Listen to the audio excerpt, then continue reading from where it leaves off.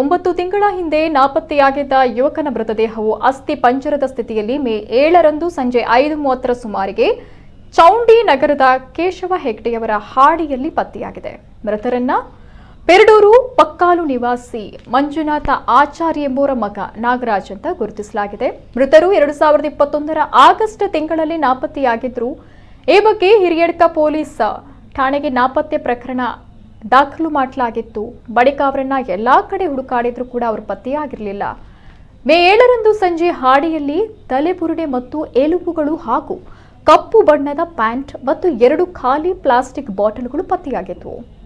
ಈ ಕುರಿತು ನಾಗರಾಜ್ ಆಚಾರ್ಯರ ಮನೆಯವರು ಸ್ಥಳಕ್ಕೆ ತೆರಳಿ ಪರಿಶೀಲಿಸಿದಾಗ ಬಟ್ಟೆ ಹಾಗೂ ಚಪ್ಪಲಿ ಮೂಲಕ ಇವರು ನಾಗರಾಜ್ ಆಚಾರ್ಯರ ಮೃತದೇಹ ಅನ್ನುವುದನ್ನು ದೃಢಪಡಿಸಿದರು.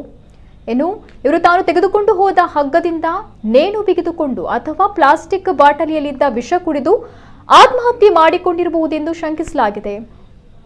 ಮೃತದೇಹವನ್ನ ಕಾಡು ಪ್ರಾಣಿಗಳು ಅಥವಾ ಇತರ ಜಂತು ಹುಳುಗಳು ತಿಂದಿರೋದ್ರಿಂದ ಅಸ್ಥಿಪಂಜರ ಮಾತ್ರ ಉಳಿದುಕೊಂಡಿದೆ.